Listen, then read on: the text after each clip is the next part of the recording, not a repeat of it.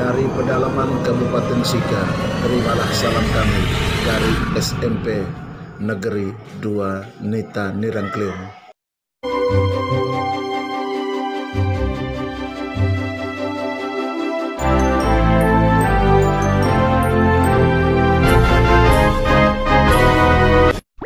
Halo, saya Elias Ricardus. Kembali lagi bersama saya dalam channel pendidikan. Jangan lupa tekan subscribe serta bunyikan loncengnya untuk mendapatkan notifikasi video selanjutnya. Materi pembelajaran IPS kelas 7 semester 2 oleh Elias Ricardus Ratu SPD. Aktivitas manusia memenuhi kebutuhan. Jikalau pada pertemuan pertama video pembelajaran saya pertama kemarin adalah saya khusus membahas tentang kebutuhan, maka pada pertemuan kali ini kita akan membahas sub yang secara khusus berbicara tentang alat untuk memenuhi kebutuhan manusia atau alat pemenuhan kebutuhan manusia. Untuk dapat memenuhi kebutuhan hidupnya, manusia membutuhkan alat pemenuhan kebutuhan. Alat pemenuhan kebutuhan manusia pada umumnya terbagi atas dua, yakni barang dan jasa. Barang adalah alat pemenuhan kebutuhan manusia yang berwujud benda. Sedangkan jasa adalah alat pemenuhan kebutuhan manusia yang tidak berwujud benda. Pertanyaan untuk kita refleksi bersama nanti sebentar. Apakah barang sama artinya dengan benda? Jawabannya tidak. Sehelai kertas yang mungkin telah menjadi sampah adalah benda. Namun, apakah sehelai kertas tersebut adalah barang? Tentu tidak. Lalu, apa itu barang? Barang adalah benda yang dapat digunakan untuk memenuhi kebutuhan manusia. Dengan kata lain, dapatlah kita katakan bahwa semua barang adalah benda, namun tidak semua benda adalah barang. Berikut kita akan membahas tentang macam-macam barang. Satu, menurut kelangkaannya. Menurut kelangkaannya, barang dibagi atas. Yang pertama itu barang ekonomis, adalah barang yang untuk memperolehnya membutuhkan pengorbanan. Yang kedua adalah barang bebas, barang yang tersedia secara bebas dan untuk memperolehnya tidak membutuhkan pengorbanan. Kita di daerah tropis, matahari bukan merupakan barang ekonomis, barang bebas, bahkan sangat bebas. Ya, air untuk orang yang tinggal di daerah pesisir sungai, daerah sepanjang aliran sungai. Udara, bayangkan kalau udara adalah barang ekonomis, maka mungkin banyak manusia tidak bisa hidup. Ya, yang berikut, barang elit. Barang elit adalah barang bebas, namun jika jumlahnya berlebihan akan menimbulkan masalah. Contohnya adalah air dan api. Bayangkan kalau air jumlahnya banyak, maka apa yang akan terjadi, anak-anakku? Banjir. Ya, begitu juga api. Jika terlalu banyak, api adalah untuk memenuhi kebutuhan kita, yaitu memasak. Tetapi jika jumlahnya terlalu banyak, bisa menimbulkan kebakaran. Ya, berikut adalah menurut fungsi atau kegunaannya. Barang dibagi atas. Yang pertama, barang produksi. Perhatikanlah contoh-contoh pada gambar. Ada gergaji, ada palu, ada sensor, ada handphone, dan ada laptop. Barang produksi adalah barang yang dalam penggunaannya dapat menghasilkan barang yang baru. Lalu pertanyaannya, mengapa barang-barang dalam gambar di atas dikatakan sebagai barang produksi? Ayo, silakan berpikir dan silakan berpendapat. Ya, berikut. Berdasarkan proses pembuatannya, barang dibagi atas. Yang pertama barang mentah atau barang baku. Barang yang dalam penggunaannya masih dapat diproses atau diolah untuk menghasilkan barang yang baru yang lebih berdaya guna. Kata lain daripada barang mentah atau bahan baku, ini adalah barang yang proses pengambilan pertama kali untuk memenuhi kebutuhan hidup. Ambil contoh, ya gelondongan kayu, tentu sumbernya adalah dari alam. Ya, pintar. Alam, lalu kemudian disensor, ya, disensor, lalu jadilah itu menjadi bahan baku atau barang mentah untuk bangunan atau untuk peralatan rumah tangga. Ya. Kemudian proses yang berikut, dia bisa diolah menjadi balok atau papan sesuai dengan kebutuhan. Lalu sekarang pertanyaannya, manakah yang termasuk dalam gambar di atas sebagai barang mentah, gambar 1 atau gambar 2? Iya, pintar sekali, gambar 1. Kayu gelondongan, karena merupakan bahan mentah untuk diolah menjadi setengah jadi berupa papan atau balok, lalu diolah menjadi barang jadi. Yang berikut adalah barang atau bahan setengah jadi. Adalah barang yang dalam penggunaannya sudah diproses, namun masih harus diproses lagi untuk menjadi barang jadi yang lebih berguna untuk memenuhi kebutuhan hidup manusia. Kembali lagi kepada contoh yang tadi. Antara gambar 1, 2, dan 3, gambar manakah yang termasuk dalam barang setengah jadi? Iya, gambar nomor yang kedua.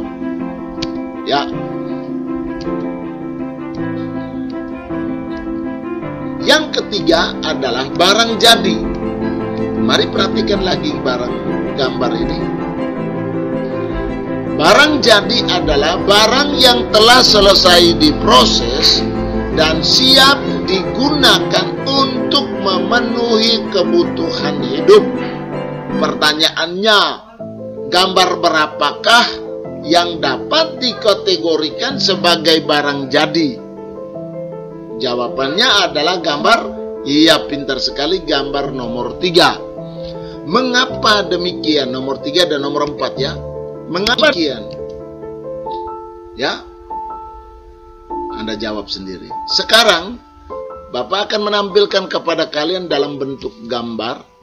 Tugas kalian adalah identifikasikanlah gambar di atas dalam bentuk narasi untuk menggambarkan barang mentah, setengah jadi, dan barang jadi. Jelaskan dalam bentuk narasi. Ceritakanlah. Anda lihat, ada bunga kapas, memintal kapas, dibuat menjadi benang, ditenun menjadi kain, dibuat pola baju oleh penjahit, lalu menjahit, lalu jadilah sebuah baju. Anda mungkin bisa menarasikan di sini atau menceritakan pemahaman. Lalu yang berikut, macam barang yang berikut adalah berdasarkan hubungannya dengan barang lain. Yang pertama adalah barang substitusi atau barang pengganti. Barang substitusi atau barang pengganti adalah barang yang dalam penggunaannya dapat saling menggantikan. Contoh, Anda pernah ke pompa bensin untuk mengisi bahan bakar. Premium, Pertamax, dan Pertalite adalah salah satu contoh dari barang substitusi. Andaikan Anda punya uang cukup, maka mungkin Anda akan memilih Pertalite. Tetapi jikalau Anda uangnya tidak cukup, maka Anda mungkin akan memilih menggantikan dari Pertalite kepada Premium. Maka antara Premium, Pertamax, dan Pertalite adalah contoh daripada barang substitusi atau barang pengganti. Ya, kopi atau teh?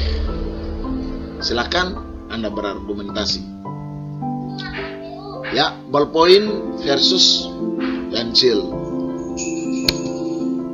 Mengapa barang-barang dalam gambar di atas dikatakan sebagai barang substitusi? Silakan Anda berpendapat. Ya, berikut adalah menurut fungsi atau kegunaannya, barang di bagi atas. Yang pertama barang produksi. Perhatikanlah contoh-contoh pada gambar. Ada gergaji, ada palu, ada sensor, ada handphone, dan ada laptop.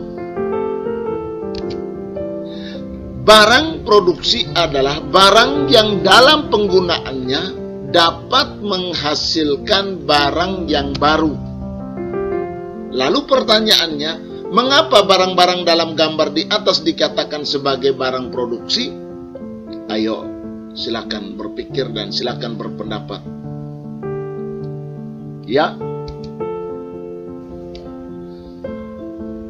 dikatakan sebagai barang produksi, ya, karena barang-barang tersebut dapat berguna untuk bisa menghasilkan barang yang lain yang lebih berguna. Seperti contoh, sensor untuk memotong dan membelah kayu. Gergaji dan palu sebagai alat untuk mengolah balok atau papan menjadi kursi atau meja. Ponsel dan laptop pada zaman ini sudah bisa digunakan untuk mencari uang, seperti jual beli online. Makanya ponsel dan laptop bisa dikatakan sebagai barang produksi. Yang berikutnya adalah barang distribusi. Barang distribusi, ya, lihat contoh.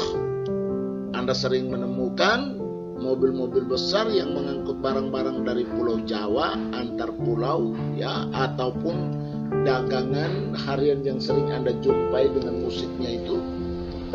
Ya, mengapa gambar di atas dikatakan sebagai barang distribusi, anak-anakku? Karena fungsi barang tersebut adalah mengangkut barang dari tempat produsen atau perusahaan menuju ke daerah-daerah tujuan untuk dijualkan kepada masyarakat. Barang distribusi adalah barang yang dalam fungsinya digunakan untuk proses penyaluran barang. Yang berikut, apakah ponsel bisa menjadi barang distribusi? Ya, melalui aktivitas jual beli online, misalnya HP, bisa menjadi barang yang mendekatkan pelayanan kepada pembelinya. Bapak orang tua di rumah atau kenalan mungkin pernah melakukan jual beli melalui Lazada. Ya, itu Shopee Martin, Bukalapak. Nah, itu benda apakah yang menghubungkan antara penjual yang ada di tempat yang jauh dengan pembeli yang ada di tempat kita? Handphone. Maka handphone atau ponsel merupakan salah satu contoh daripada barang distribusi. Yang berikut adalah barang konsumsi. Ada sepatu, ada makan minum, ya. Mengapa gambar di atas dikatakan sebagai barang konsumsi? Ayo berpikir. Ya, ada baju.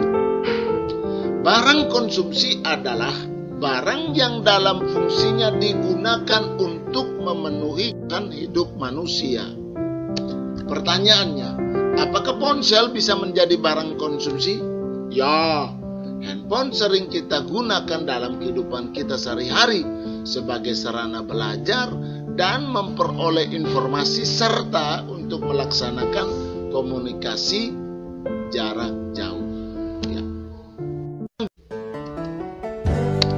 Berikut, barang komplementer atau barang pelengkap.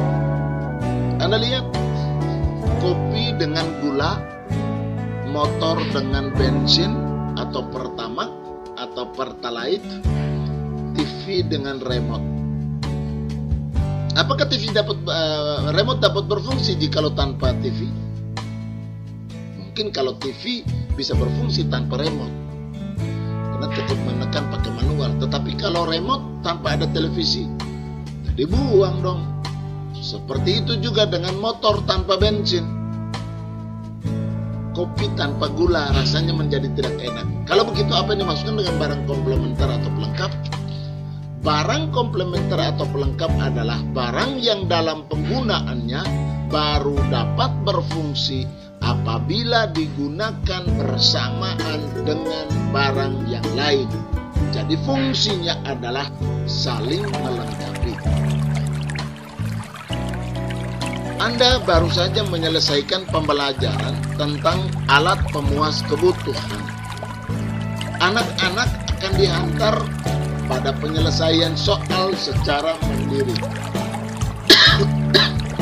Kerjakan dan kirimkan jawaban kalian kepada bapak atau ibu guru untuk dinilai. Tugas mandiri. Yang pertama, definisikanlah apa itu alat pemuas kebutuhan. Yang kedua, jelaskanlah perbedaan antara barang dan benda. Yang ketiga, berikanlah contoh alat pemuas kebutuhan dalam bentuk jasa. 4. Ceritakanlah cara pembuatan bunga dari botol plastik yang terdiri dari alat dan bahan yang dibutuhkan serta proses pembuatan hingga menjadi bunga. Identifikasikanlah barang produksi dari proses yang Anda lakukan itu. Indikasikanlah barang mentah, setengah jadi, dan barang jadi. Baik. Belajar bukan karena sebuah kewajiban semata, namun belajar harus dibangun dari sebuah kesadaran bahwa kepastian masa depan hanya menjadi milik orang yang rajin belajar dan berjuang pantang menyerah. Jadilah seperti air yang terus mengalir walau ditantang batu besar dan kecil. Teruslah belajar walau Anda ditantang corona. Saatnya buktikan bahwa kalian layak hidup sebagai pelajar di